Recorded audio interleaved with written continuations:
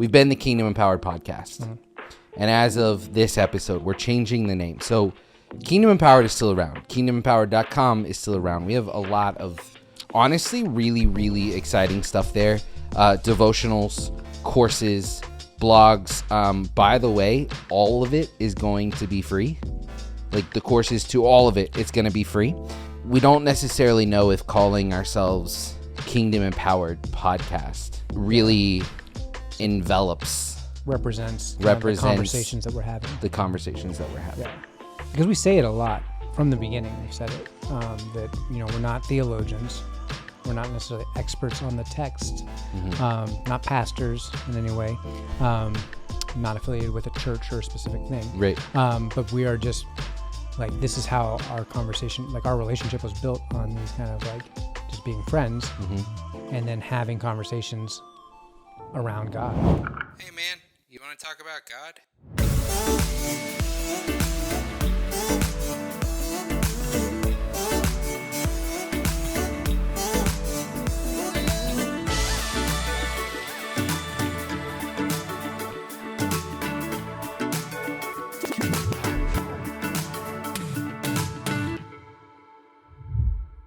For anybody out there, we've been the Kingdom Empowered podcast.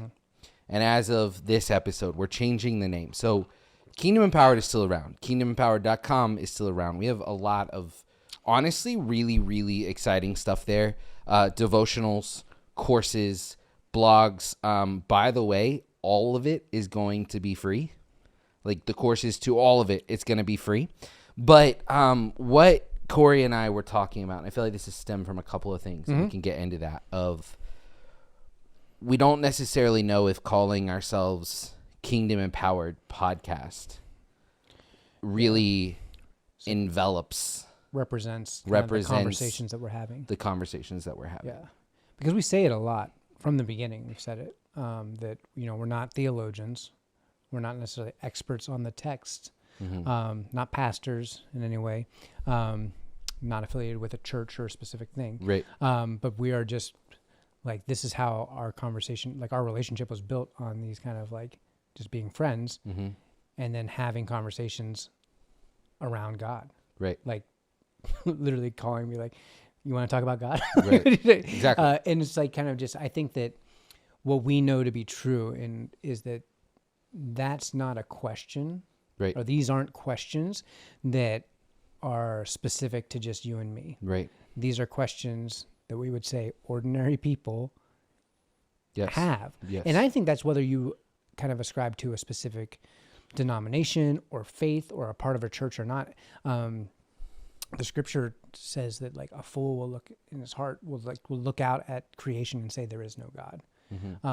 I think that all of us, whether we can identify it or not, have an innate desire, an innate sense of wonder about our Creator,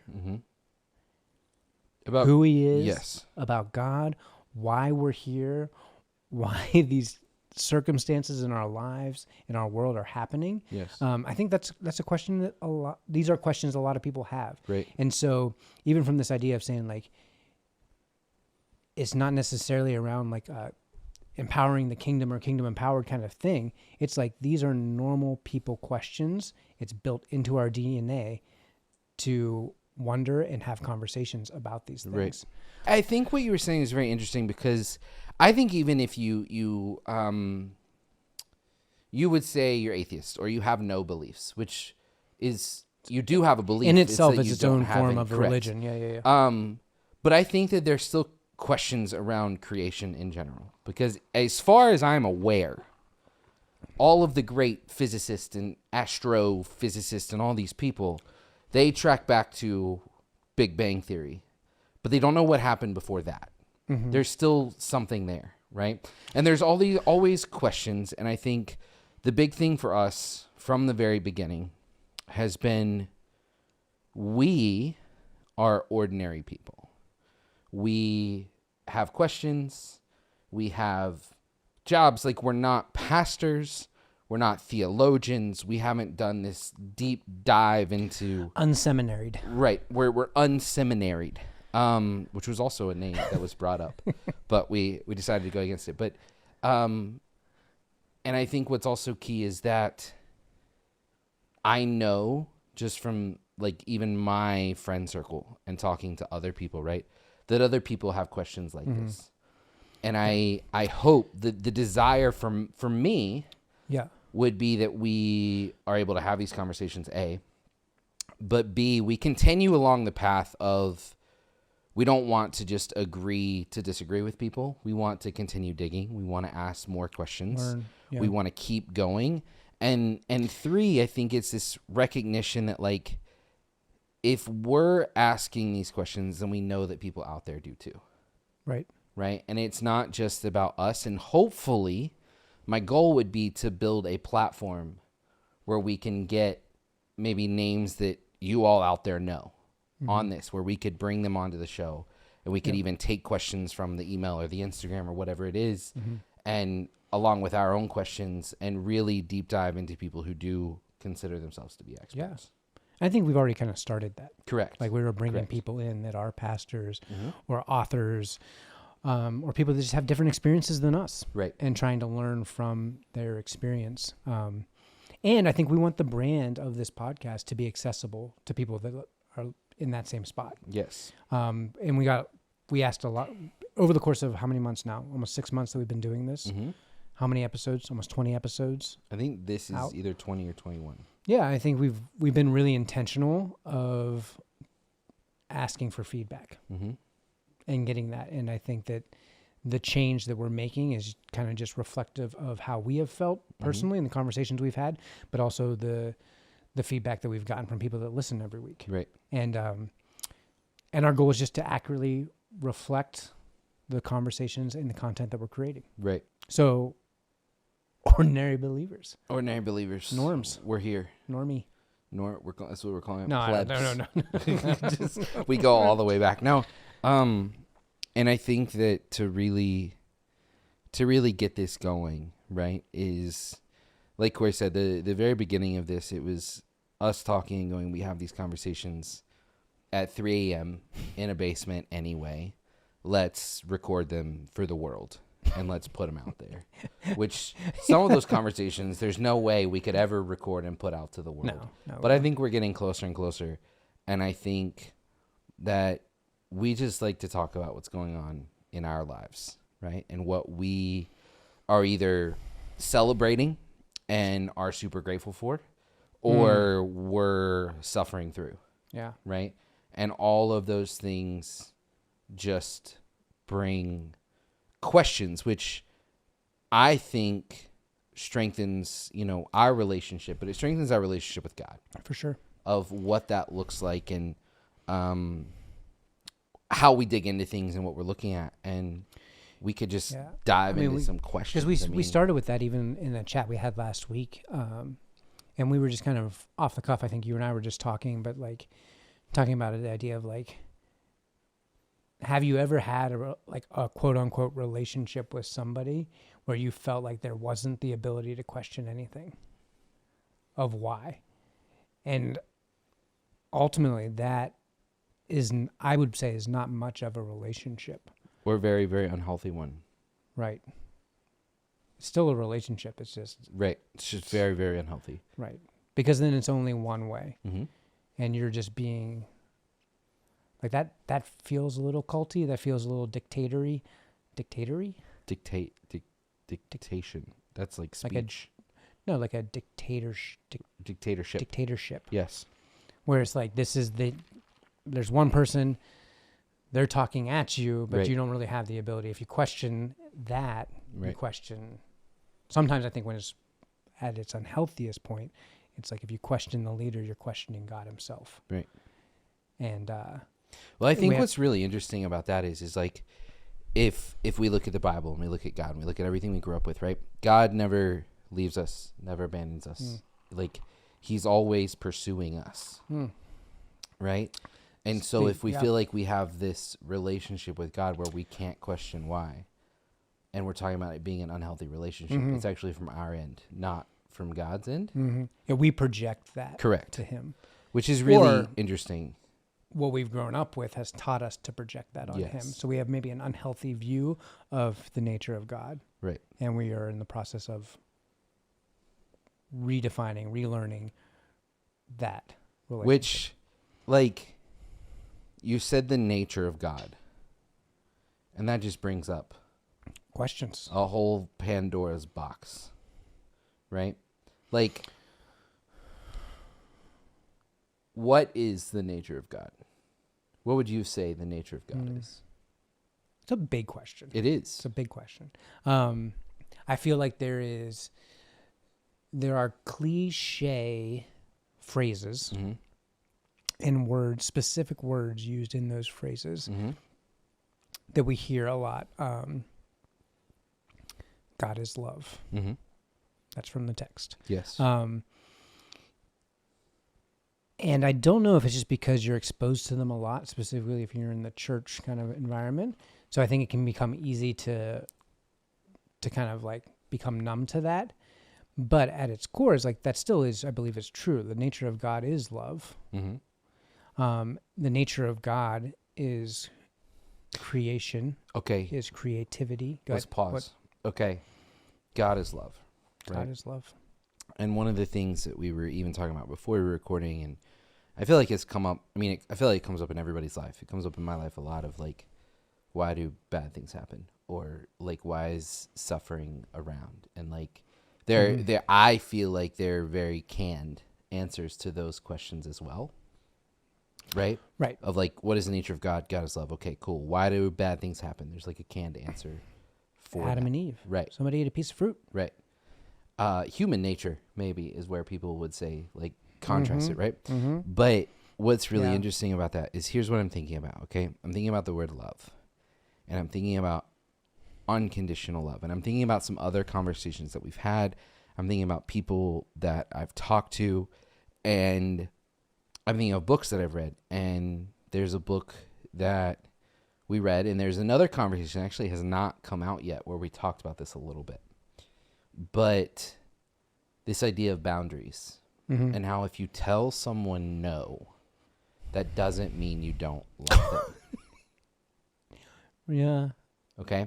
And if you set boundaries with people, that doesn't mean that you don't love them. And so like I'm using the word boundaries, but what I'm thinking about right now, right, is I talked to people where, like, if someone is in the book Boundaries by Henry Cloud, we might need to Google that. I think it's Henry Cloud. I got you. If only Matt was He here. talks about how, I know drummer Matt is missing when we need Googling, but he talks about how, like, if someone is struggling with an addiction, or he gives an example in the book of like a 20-something-year-old person who's still living with his parents and won't get a job and just plays video games all day. Henry Cloud. It is You're Henry correct.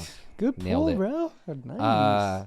And his parents go to like a doctor or therapist and was like, how do we get our son or daughter, I don't remember what it was, to like grow up, like get out of the house, get a job, do all these things.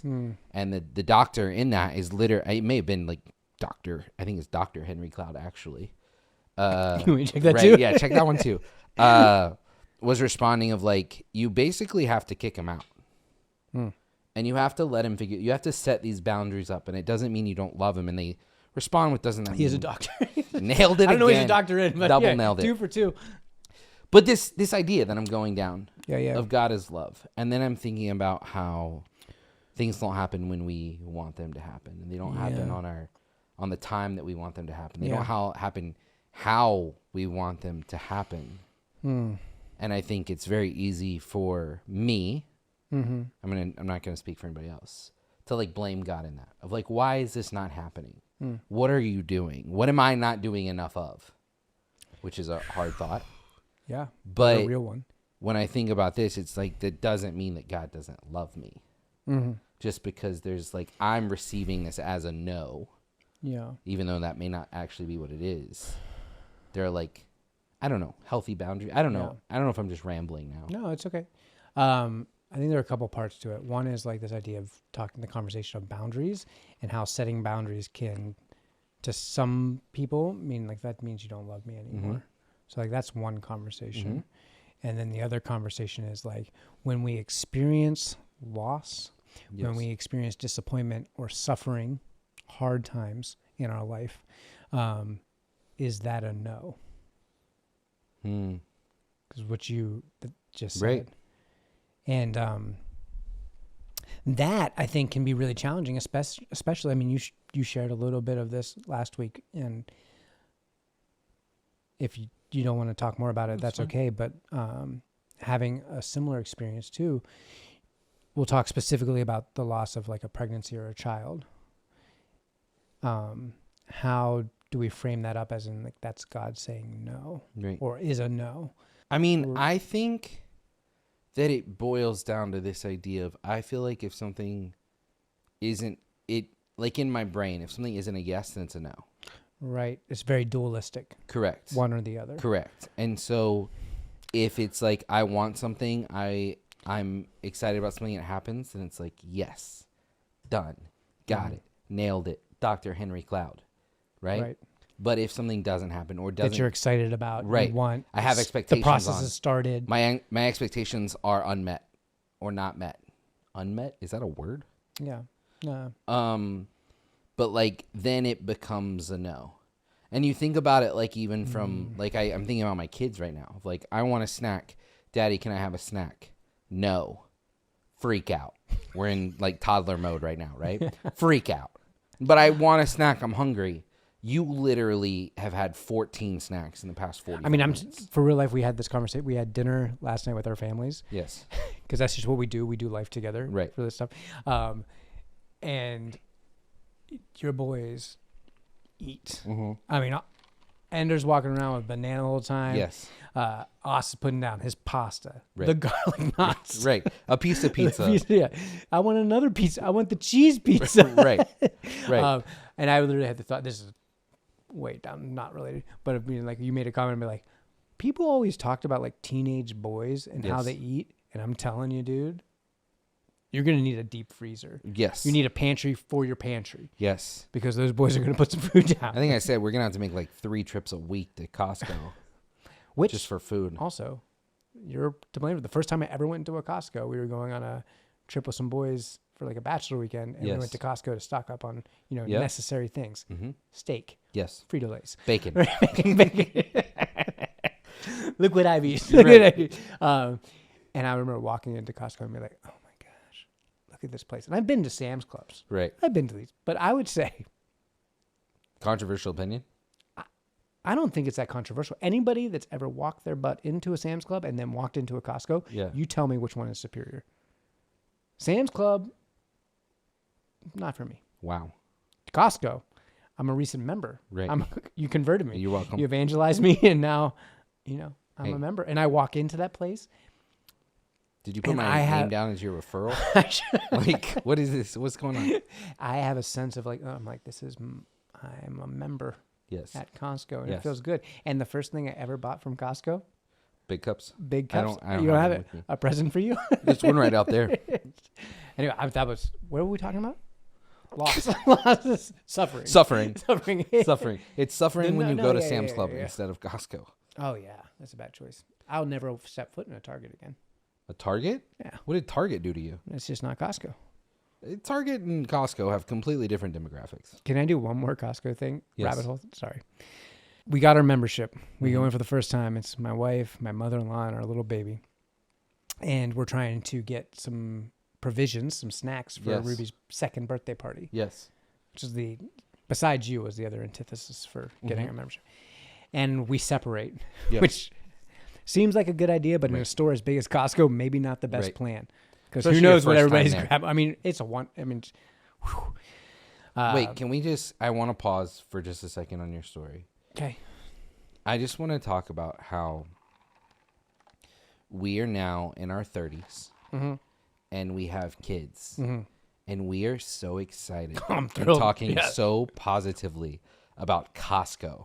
It's 9 p.m. on a Monday and I could not be more alive than I'm talking about Costco. For real. And we were walking through and texting Abby like some stuff. I'm like, do we need this? Do we need like lunch meat for something? And Abby kept responding. He's like, if they have a small pack of like turkey, get that. And go through. And I just kept going. It's like, we're at Costco. We're getting 4 pounds of something, or we're not getting anything. Right. And then we went to Target. The smallest thing of sliced cheese you can like. You know, I got the American Kraft cheese. American cheese is 96 slices. Yeah. And then I have 3 unopened packs in the bottom of my fridge now. Wait, you bought that? I bought that cheese. 96 the slices. Messed up thing is we weren't even doing burgers or anything. It was like, we need American cheese. We just need 96 slices. It's like, but I checked the it's good through September, so I was like, surely. I mean, I like it. Slices. We eat a toasted cheese sandwich every other week. Sure. Right. We'll see how it goes. Anyway. Suffering. We just keep coming back to suffering. We don't have to at all. No, but that was like talking about this question of the nature of God. It feels so weird to jump transition back. If we were like a bigger podcast, this would be where there's like an ad read or something, just to completely like shift you back. Not today. No, not today. So here's one thing that we can just jump to. We're just gonna do a segue here. Okay, a little transition off of what we are, because I feel like it's gonna be way too hard. I feel like we should start just talking about how God wants to like shower us exceedingly abundantly more than we can ask or think. That's the Costco method. Come on, that is what we're talking about. We're still on Costco, bro. That's what I'm talking, but that's what we tie it in. Like where it's like that's like the heart of God for you is Costco portions, baby. Wow, that's the prosperity gospel. It right literally is prosperity that's bulk gospel. blessings, baby. Okay, if you get a Costco membership, you can get 80 bottles of water for like $5. It's crazy.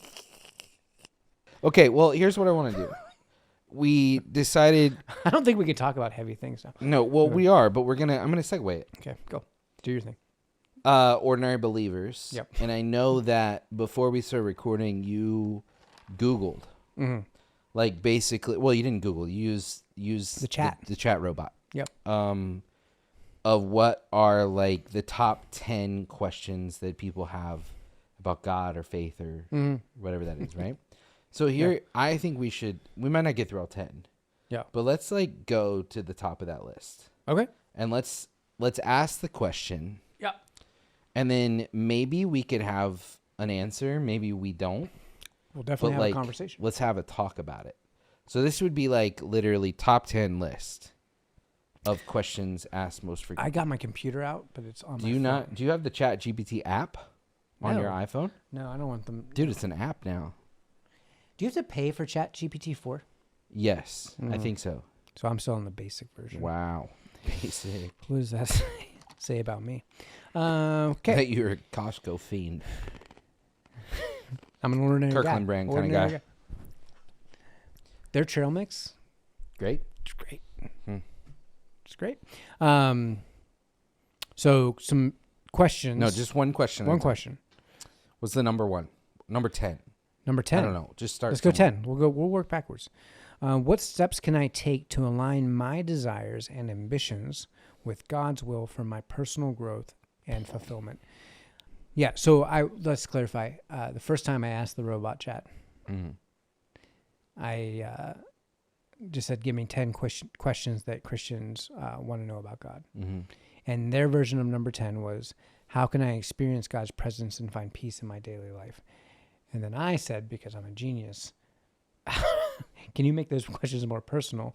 And then that turned number 10 to, what steps can I take to align my desires and ambitions with God's will for my personal growth and fulfillment?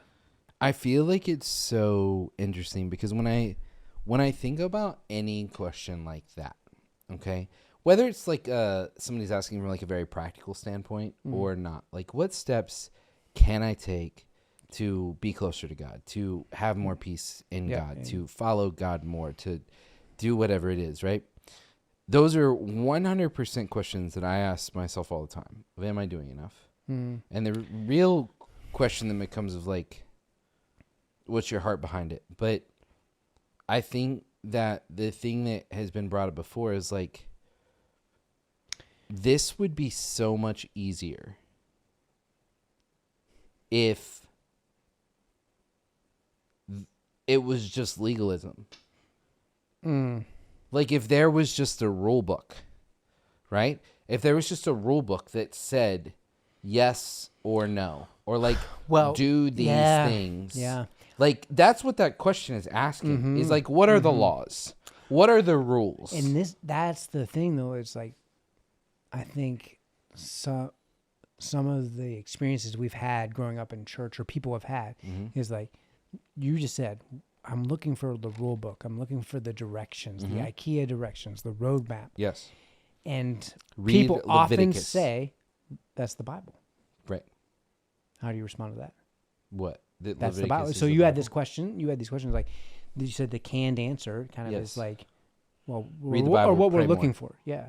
I feel like those would be the canned answers: is get in the Word, go to church, have a prayer life, join a small group, go to church, get in have some fellowship with like-minded people. Yeah. On the surface, like all those things are good to do. Yes, all of those right? things are great. What is God's will for your life? People say, I want to align myself. How do I align my desires and my ambitions to God's will for my personal growth? Yes. And my fulfillment? Yes. Well, that's a hard question if you don't know what God's will is. Correct. And that's why I think a lot of people were just kind of like shooting off in the dark a little bit. Of like, maybe I'll do all these things. I'll follow these rules. I'll go to church. I'll join a small group. I'll serve. I'll do whatever. What makes it easy? Yeah. I mean, it's a straightforward. There's an answer. Right. I think to align yourself with God's will, you first have to be aware of what God's will is. Correct. So read the Bible. That's your answer? Well, that would be a very general answer. It would be more of, if like somebody actually asked me that, it would be like, what do you mean? Because you could say to somebody, well, read the Bible. And it's like, well, what part of the Bible are you going to read? Correct. And it's, what do you mean by that? I think it's also like, and I think it also depends on where, like, what someone's experience or background is, because I think that does change. Because I think if it's somebody who has no experience with the Bible at all, then it's like, go read the Gospels and look at what Jesus did, because Jesus only acted on earth in God's will. And go look at what he did as a human and God on the earth. And just like, that's what you want to read. The Bible's about Jesus anyway, and so go start there, right? But I think that, there are different things that are applicable to different people in Acts. I mean, any of Paul's letters, you could, depending on who it is, you could go to Jeremiah, you could go to Old Testament, you go to Ezekiel, like, depending on what not who it is, but depending on like what the big question is. Like, let's actually dig deeper into what's actually going on. Yeah. I'm just going to go straight to the text then. Do it. Because it is one of those things too. It's all, so you have to be situational, I think, in how you answer of what God's will is. Because if you told somebody just to go read the Bible, they could wind up a million different places. Right. I think there's value in the idea of saying, like, read the gospel, look at how Jesus acted according to these stories, and see what you find. I think maybe I have a different perspective because I have grown up with the text, so it's easy for me to give like a canned answer of Jeremiah 29:11. Yes. God has thoughts of peace and not of evil, to give you a future and a hope. It's actually not prosper. Well, you could say shalom, but the other thing I immediately went to was like John. In the NIV, it does say prosper. Depends on translation. Oh, I'm a New King James. You're a New King James character. So I grew up in the 90s, bro. In the NIV, for I know the plans I have for you, declares the Lord, plans to prosper you and not to harm you, plans to give you hope in a future. What's the New King James? It's exactly what you said. He quoted the New King James. And the Passion doesn't have. When are we going to get a Passion version of the Old Testament? Whenever the Passion people decide to do it. Yeah. Who are the Passion I don't know people? who the Passion people. Don't they write all the songs? They have that conference in Atlanta. I don't think that's a different Passion. I've got a couple passions. Right. They're fiery. But I was thinking about John 15. And in that chapter, Jesus is talking, and he talks a lot about like no greater love is this than to lay down your life for a brother. Mm-hmm. And then he says, John 15:12. My commandment is this, or my command is this, that you love each other as I have loved you. Mm-hmm. And so, like, if you want to be in God's will, follow that command. Love people. That's what I would say to somebody, like, if you're not going to, like, in, like, kind of a more practical way. Yeah. If you're asking this question of, how do I align my desires and my will? How would I say? What steps can I take to align my desires and ambitions with God's will for my personal growth and fulfillment? I would say, okay, let's look at, like, what are your desires and your ambitions? Yeah. Like, on a real basic level, Mm-hmm. identify what your desires are and what your ambitions are, and then put them through a filter or a lens and say, are those things lined up to say, I am loving someone else? I think what's really interesting is, I mean, I think that I've asked that question, like, very, very recently, like, to myself or in prayer, right? And, like, I know what the answer is for me. Mm-hmm. And it's literally to, like, just do it. Like, we talked about this before of, like, I know that I'm going to have a better day. If I get up early, I get in the Word, I pray, I work out, get it smoothly, go to work, right? And I know that if I don't do that, I'm not going to have as good of a day, just from my experience over the past couple of months. Yeah. Right? And so it's like, how, if I'm sitting here and I'm going, things, like, right now, like, for me personally, like, things aren't going the way I want them to go. Mm-hmm. And there's been some hard things that have happened recently. Like, what's going wrong? How do I, like, the question is honestly, like, almost like, how do I get back into God's will? Because you think you're out of God's will. It kind of feels that way, yeah. Wow. Yeah.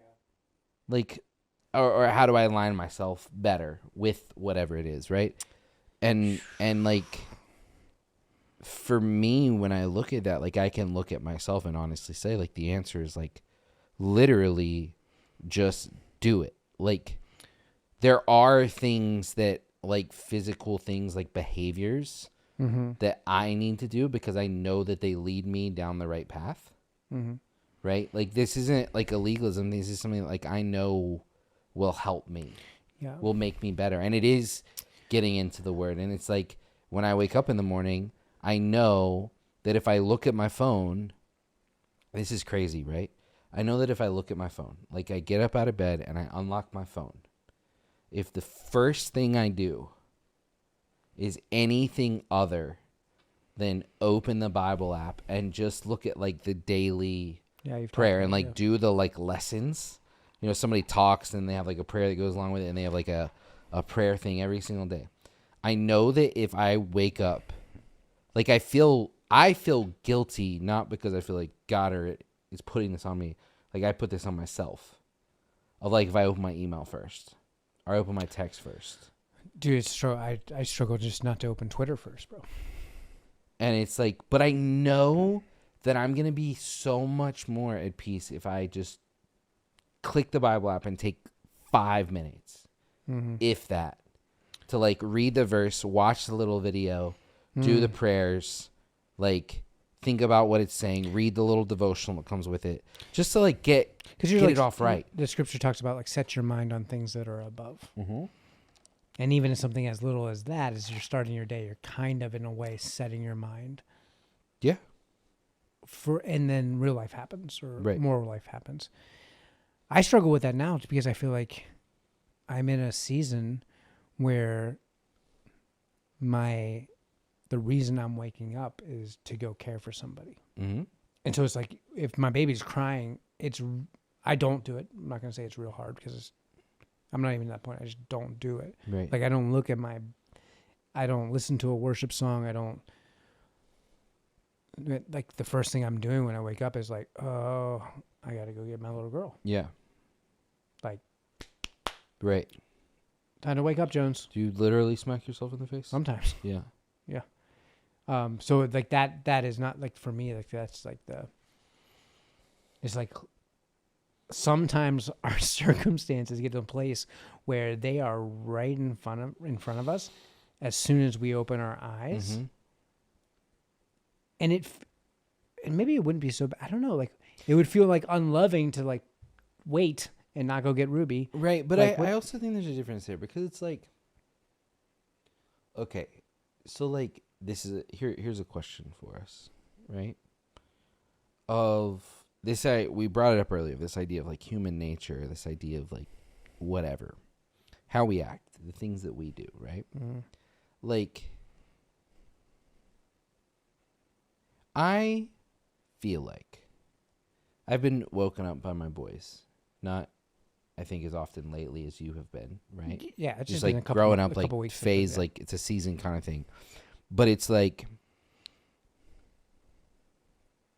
why don't I, not why can't, why don't I'm not going to talk about you, wake up in those moments and be like,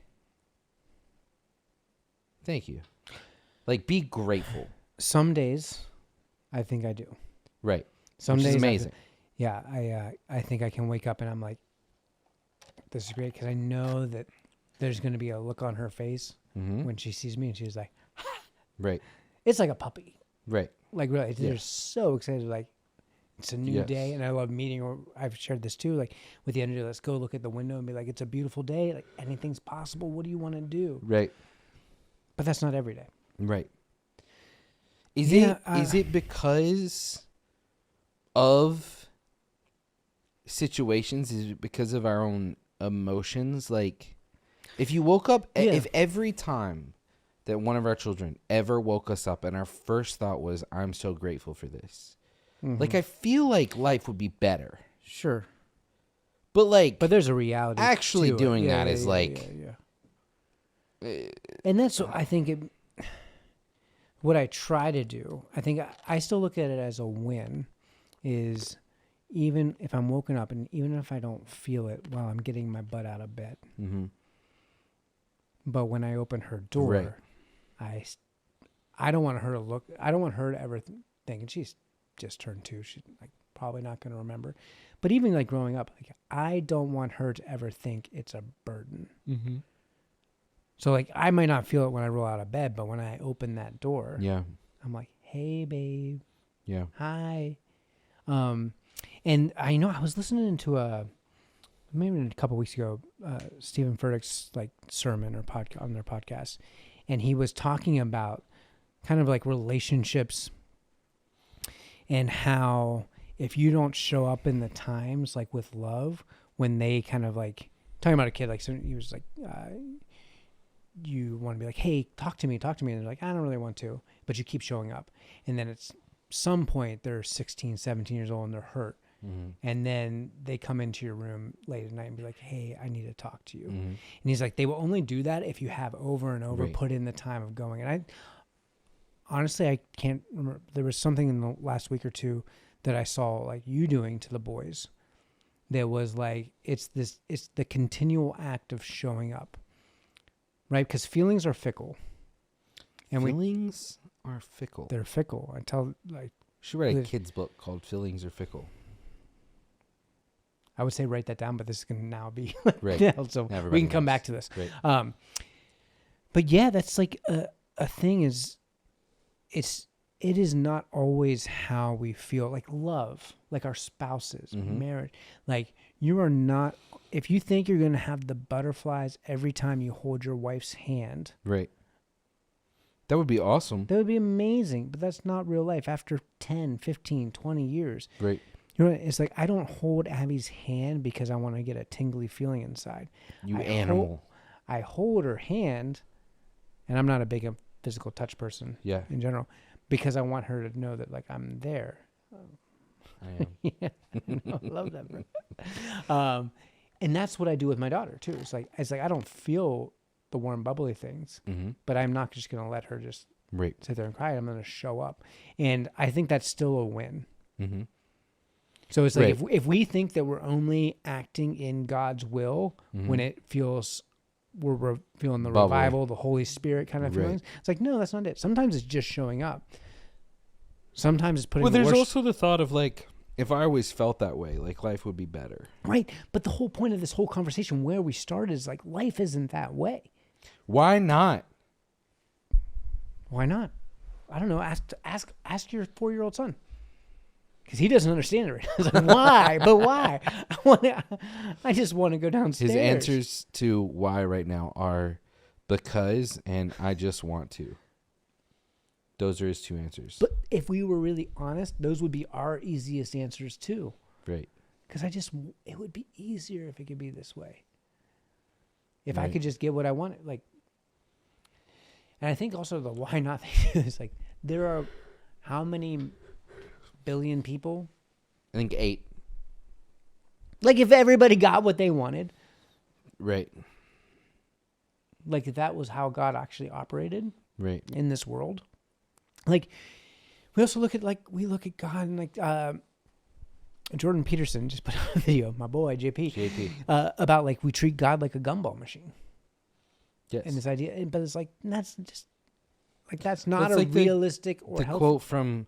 Well, I think it's even like you dig into prayer, and literally, the quote from Addison Bevere in Words with God is still one of my like favorite things that I like to look at, because we made like a graphic and it looks really cool. But the quote is, for some of us, prayer has become a mechanism to get what we want without doing the work.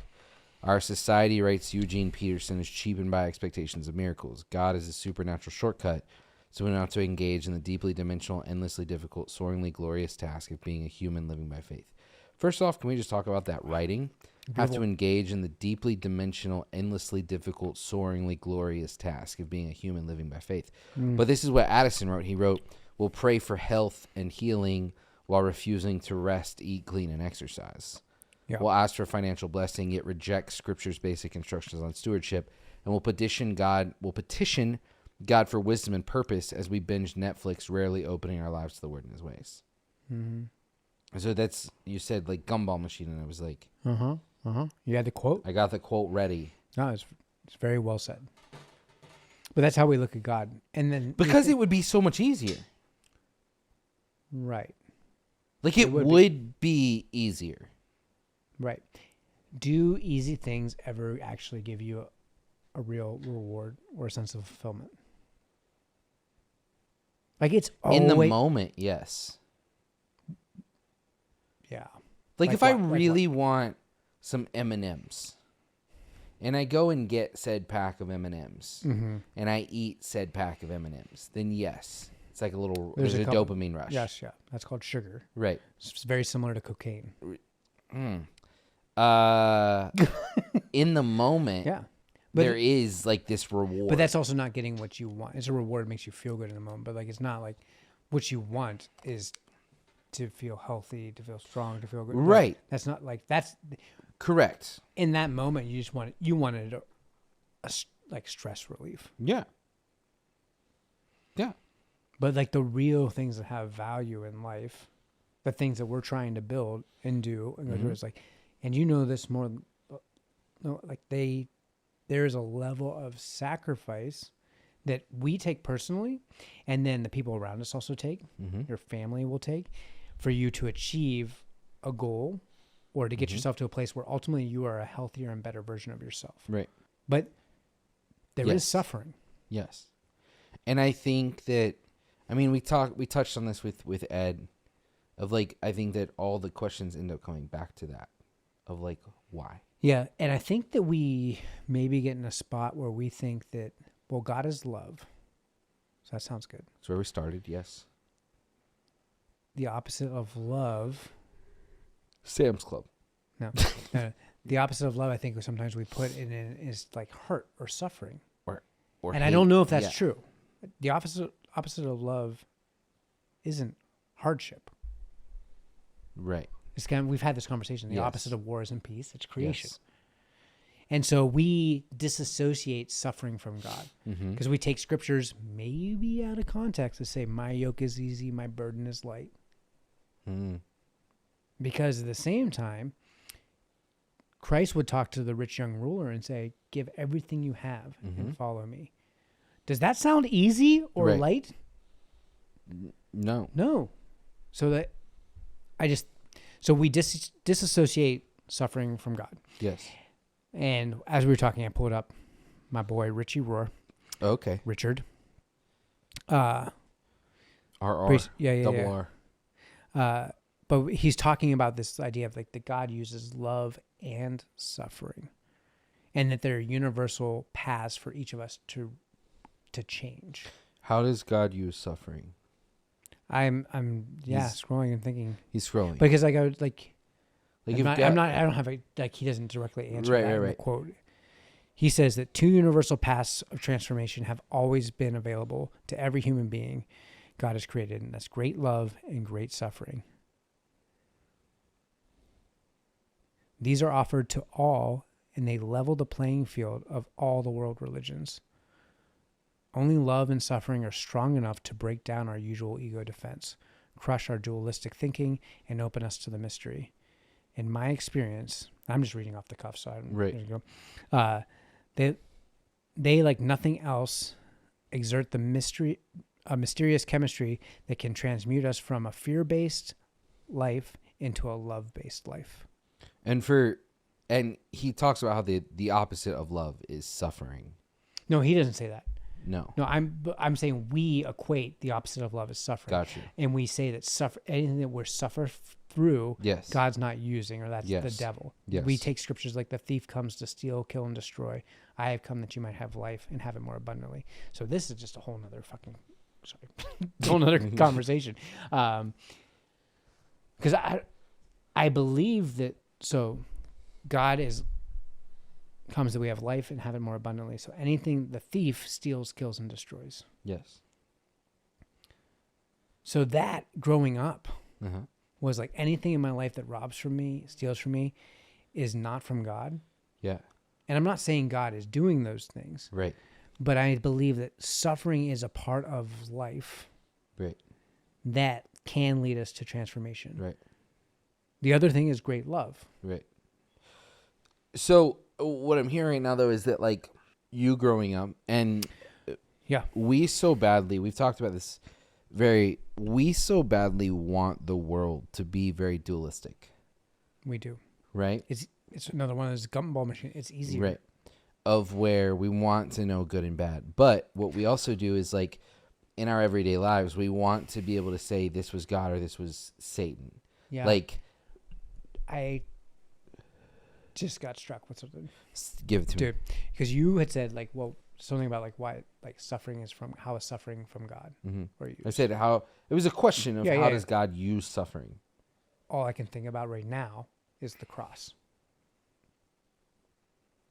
There was great suffering Mm-hmm. through Christ's crucifixion. Mm-hmm.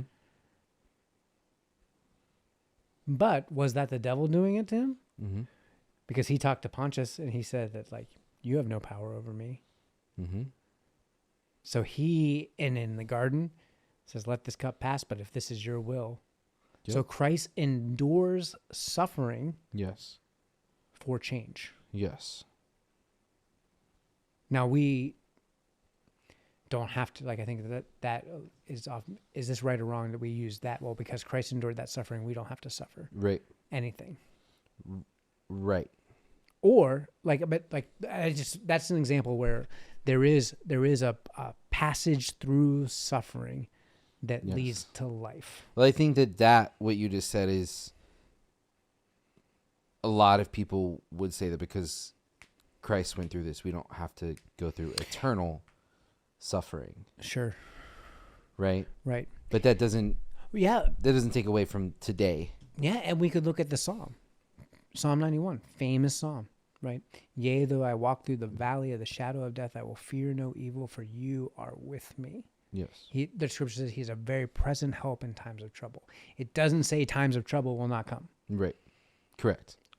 What we do in an unhealthy way is like we find ourselves in the moment of the shadow of death, in the moment where we experience loss, where we don't know what's going to happen and we don't know what to do. We don't have the answers. Yeah. And we say, why? And then we just like, we're going to fall over in that shadow. So whenever I have any kind of stress, anxiety, doubt, okay, or anything bad happens in general, right? I think it's very easy to like fall back, and honestly, it's kind of comforting to fall back on this idea of like, this is an attack. This is an attack of the enemy on me right now. Mm-hmm. Right? But what we're talking about right now is that could not necessarily be true. I don't know. I don't know if it's that. It could still be an attack from the enemy. Right. You said what the enemy meant for evil, and you turned it for good. Yes. You know what I mean? Like there are. This also becomes this sort of like we make everything that's bad happen be like it's an attack on me personally from Satan. Yes. That's what I'm talking about. Why? Right. Like, well, I think it's also very hard to. I think that this is like another that's very thing. egocentric. Like I think this is something that we boil down to human understanding. That doesn't necessarily have human understanding. That's a good point. Because we put this in our own context, specifically around timing. Right? Of casting doubt on you starting a business. We're saying it's an attack by the enemy right now on me when he's really attacking what that business could do and like 30 years down the road that we don't even know could happen. Like, I think that there are things like that like we try to boil it down into our context and our understanding. So that we have better understanding of why this is happening. Whereas it could be way outside of our context and way outside of our like purview. Sometimes it's as simple as like we made bad decisions. Right. 100%. But like sometimes it's that. Are there, like if you ask me do I believe that there are supernatural things in and around our existence that are working? Principalities. And powers. Yeah. Yes. I mean, I would say, yeah, I think there's a lot more happening in our experience than what I can understand. And we can use the language, or I use the language of saying like, that's an attack from the enemy. That's whatever goes. But yeah. Well, I think you need to, you said something very important right there. Okay. Do I believe that there are things happening supernaturally around us? Mm-hmm. Yes, but I don't understand them. Sure. They make no sense to me. Yeah. Like, if we try to put that into human context, like, there's this invisible world around us, like, in my basement right now, and there's, like, an angel right there and, like, a demon right there. Yeah. Like, that could be true, but it sounds kind of crazy. Yeah. Ask anybody that ever took a psychotropic. Like they immediately there's something in their brain unlocks to see a whole other like that LSD. Yeah, or mushrooms or anything. I've done LSD in my day. I have not. I've done mushrooms too. Did you see other things around you? This might be I don't think this was a long time ago. I don't think that I would be open to a spiritual journey. I don't think that I think it adjusted how things that you could see were seen. I don't feel like I saw other things. Okay. Like yeah. If you see the car dealerships, the air blowers with the guys that wave around, those look super creepy. You took LSD and then you went by a car dealership? Yeah, well, we went to the movies, and Okay. there was a car dealership next door. Yeah. But Ultimately, the thing is, I brought up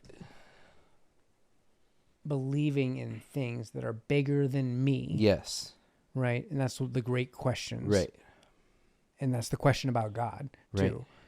And then we try to take our understanding of our physical world, or what Yeah. we perceive to be our physical world around us, and apply some of those things. Right. We use that rationality Yes. to try to make sense of God. We I try think to humans have contextualize everything. always done that. Yes. I think thousands of years ago, they didn't understand how rain worked. So they tried to rationalize that, and they projected that on God. Right. When God the Right. the box was actually bigger than that. Like God actually created, I believe that a creator made something so big that it's like it all works together inside. Right. You know, I don't. Right. I No, never really- I would say that I think that over the past couple of years, the one thought or belief that I accepted, that I think elevated my faith more than anything else has, is the idea that I'm not going to understand everything. Because I coming think to peace with that. before that, I wanted to understand everything. Mm-hmm. And when somebody would say, there's spirits around us fighting in a supernatural different realm or whatever you want to call it, I would be like, what? And Like, explain it. Like, what does it look like? And then you saw the Fellowship of the Ring in the ring race, and you're yes. like, "Oh, this all Then makes sense." Then I knew, right? Or you know whatever the question may be, and I think that I accepted something that was like, I don't have to understand everything. That doesn't mean I can't have conversations about it. I mean, it doesn't mean I can't ask questions about it. It doesn't mean I can't talk with people about it. But if I don't have an answer, that doesn't make it any less real. And that doesn't say anything negative or bad about me or the people I'm around or that kind of thing. Yeah. And I think accepting that changed a lot of things for me. Yeah. Like the act of being okay with not having to have a rational answer for everything. And man, yeah, being okay with a bigger box or no box at all, right. And like a bigger thing happening, and saying like, I don't understand it all, but like I know that there's more. And I came to this understanding after learning something else.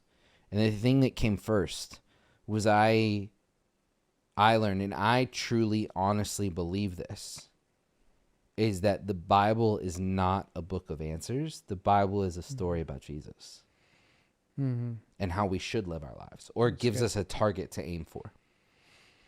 Right? And so when you take away this idea that there is a book full of answers, because right now in our physical existence, there is not. There's not a book of answers. Yeah. But I think that a lot of people want the Bible to be a book of answers, and then that's when I believe things get taken out of context, because you try to mold things to give you an answer. To fit our narrative. Correct. Yeah. When there's not really an answer there. Dude, that's good. I think it's really good, dude. The Bible is not a book of answers. That's It's the story so of Jesus hard. Christ. It's a story about the nature of God. Yeah. Who he is. And that's probably why when they asked Jesus, how do we pray? He landed on, your kingdom come, your will be done on earth as it is in heaven. It's like what the will of the Father is for the nature of the God, the Creator, to be manifested in our lives on earth as it is in heaven. Right.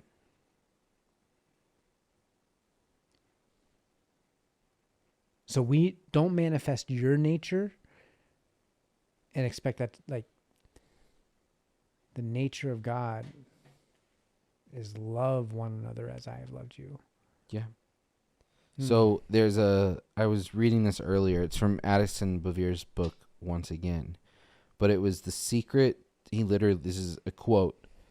The secret to Jesus's success, if that's the right word for it, is his interconnectedness with the Father. As he reminds us, I only do what I see my Father doing. His life was constantly energized by this closeness with God. For him, prayer wasn't confined to a moment, but stretched across moments, connecting them for an integrated purpose. His was a disciplined life, one without fracture or disintegration.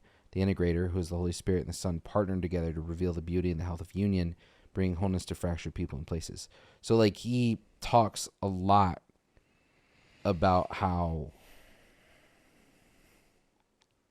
like, the whole book is about prayer, Words with God by Addison Bevere, but he talks a lot of looking at the Lord's Prayer, looking at Jesus and how he was so interconnected with the Father. And it was like, they are one and the same, but it was like his prayer was used in such a way that if we looked at prayer like that, it changes the game.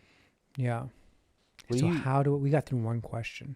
What's going on in your brain right now? Well, I was just thinking about that, the question we read of like, how do I align myself with God's will?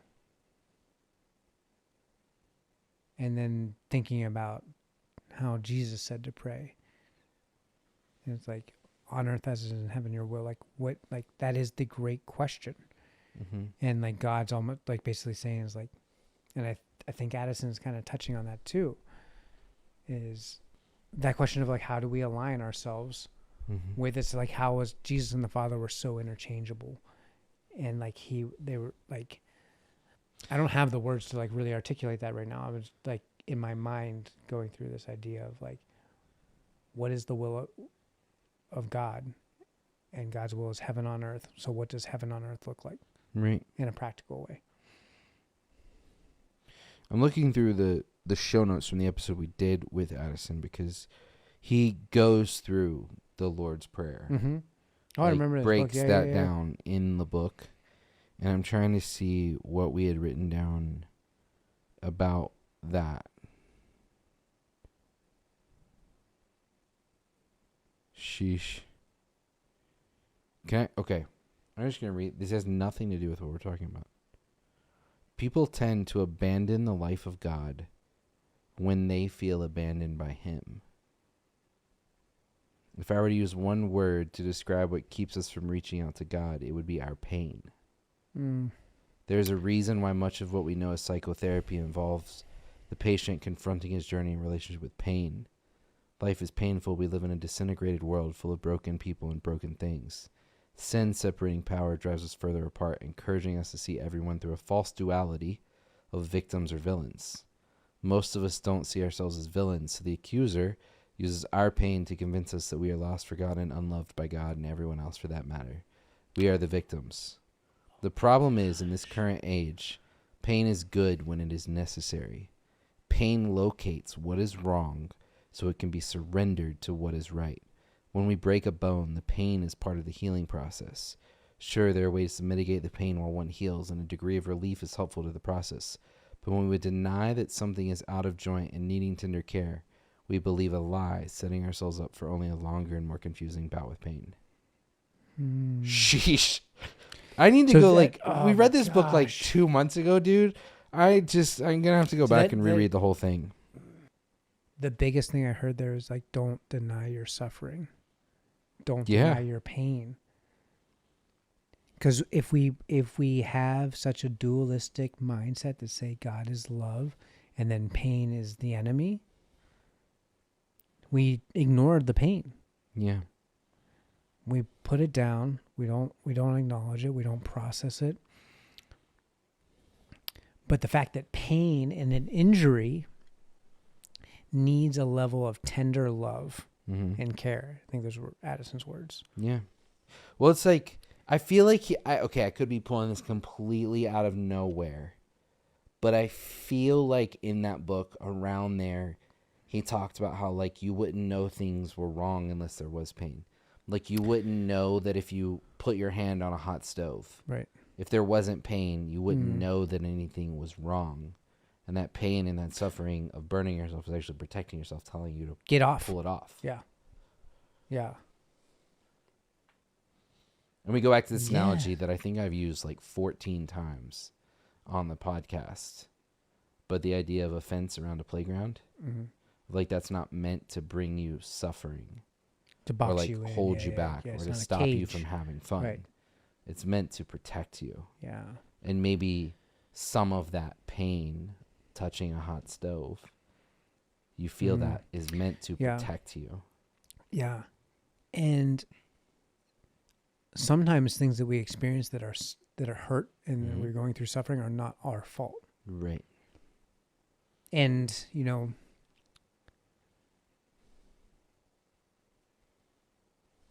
I think that it comes back to like, what's the lens that we're looking at our circumstances through? Yeah. A lens of faith, or I would say a lens of love, a lens of God, can look at a circumstance and say, I was in a spot where I experienced loss. I acknowledge that. I feel the hurt. I feel those things of a child, of whatever your circumstance is. And that baby didn't come to term. Yeah. That baby's not with us today. But something that I think that you might have received a similar message, but like the midwives told us too, was like, hey, sometimes like the body, like a situation like this can happen because something is wrong. And the safest thing that we can do is kind of like terminate it, like end, like the body in itself will say like, this is not good. Whether that's protecting, maybe it was protecting Abby Grace. Right. Or I don't know, but like there is a difference in my ability. If I can look at it through the fact, it's like, it doesn't diminish the hurt, doesn't diminish the loss, doesn't say I'm not suffering through this moment. Right. I'm going to like choose to acknowledge and breathe it and like, and come out the other side. But if I can have a perspective that says like, hey, there was a level of protection, a veil of protection that was over this situation. Right. I don't have to understand everything. Right. And it doesn't discount any of the way I'm feeling. Right. You know, for years, throughout college, I guess I identified, I said I was an atheist. Didn't believe in God, Jesus, none of it. I didn't want anything to do with any of it. And I was like a jerk. And I remember that one of my prevailing thoughts was basically this idea that religion or Christianity or the Bible or Jesus, it was only for weak people. Of where they couldn't get through things. And so they needed something to fall back onto to be able to get through whatever you're going through. And then it was really just this fallback mechanism. And that if you needed that, then you were weak. And that was part of the reason why I didn't believe it, because I wasn't weak. I could get through it.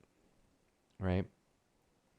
And I feel like we're talking about all this kind of stuff, and I feel like I think that has been a seed of doubt for a long time for me. Is my faith like this fallback mechanism? Of like I can always go into prayer and pray and be like, it's going to be okay. Honestly, right? But I feel like I just had this thought of like, it doesn't make you weak. It makes you strong when you can admit that you can't do it by yourself. Right? Yeah, man. And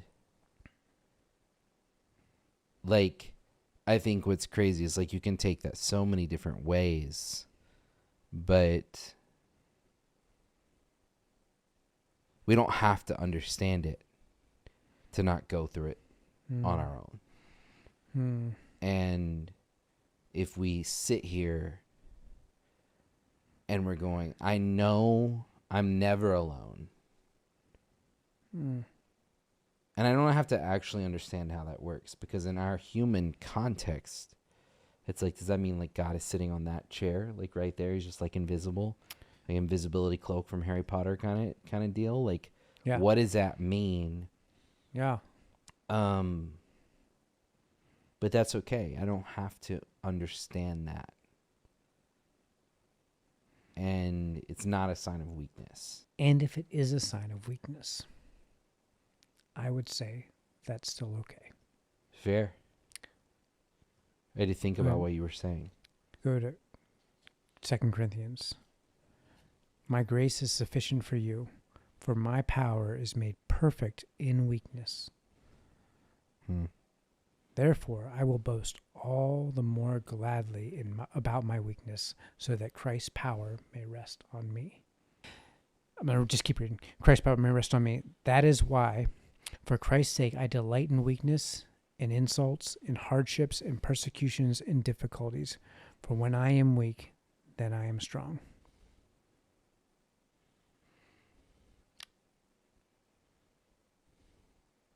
Weakness is something we can be okay with.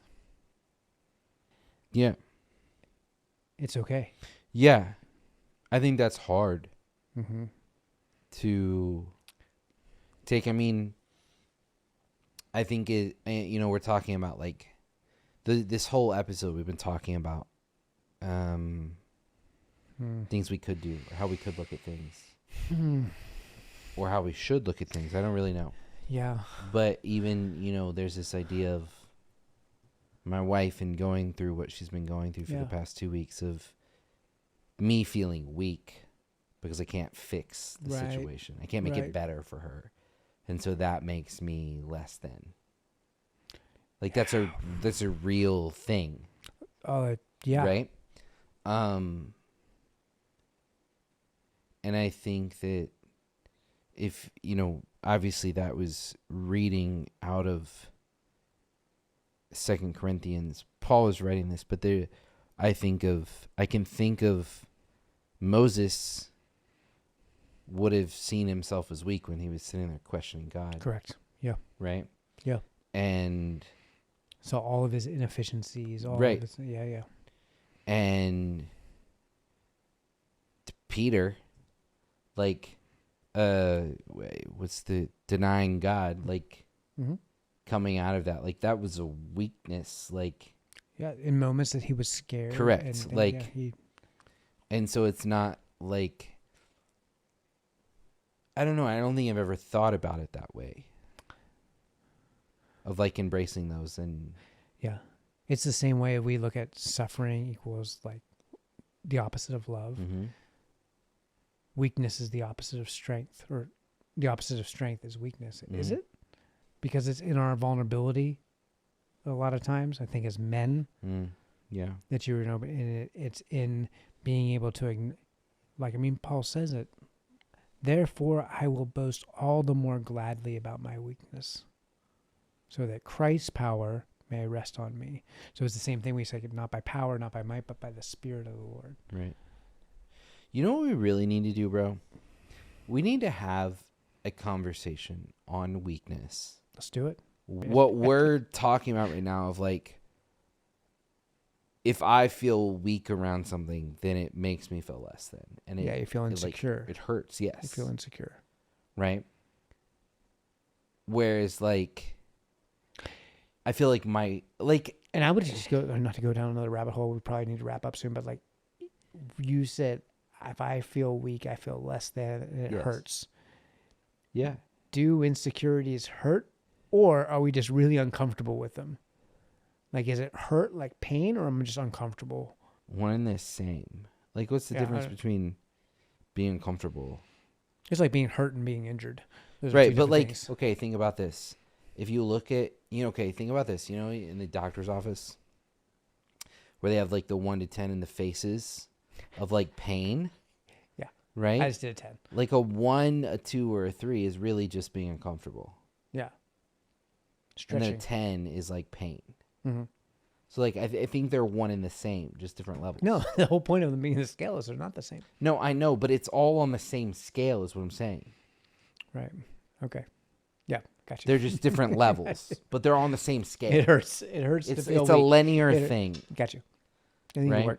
I think that it would, I don't know, like, here's what I'm trying to say about the whole weakness thing. Is like, we are both white males in America. Right.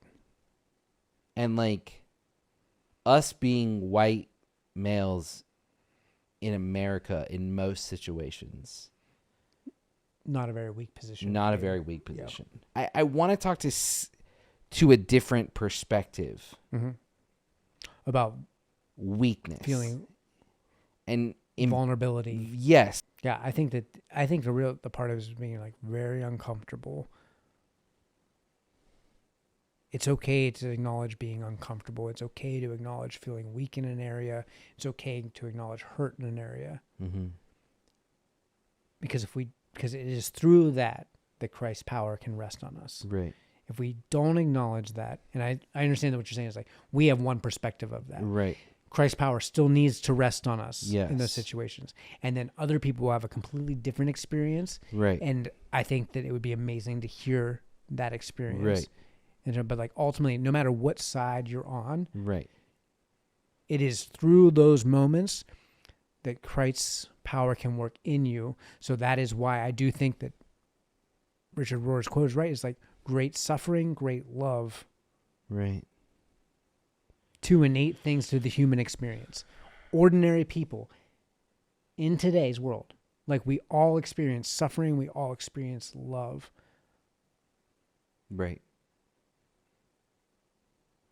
And if you've only experienced suffering, man, I hope you can find yourself in a place where you can get to know and hear about Jesus, because there is a great love. That brings me so close to, like, I don't ever like really consider myself like wanting to like be an evangelist, but to somebody like I do, if I would say those two things are consistent in the human experience, and if you've only experienced one of those things, I'm pretty sure that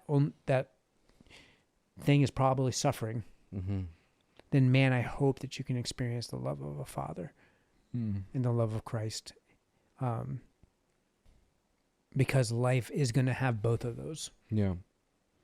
So if you've only experienced one, I feel like it's got to be pretty rare.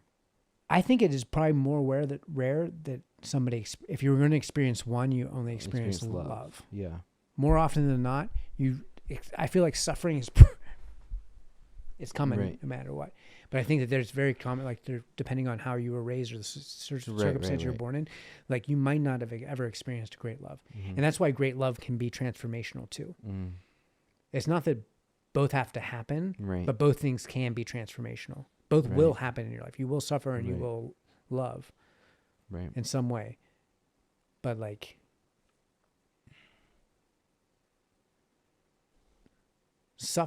great suffering is not the only way to receive great transformation. There is a way.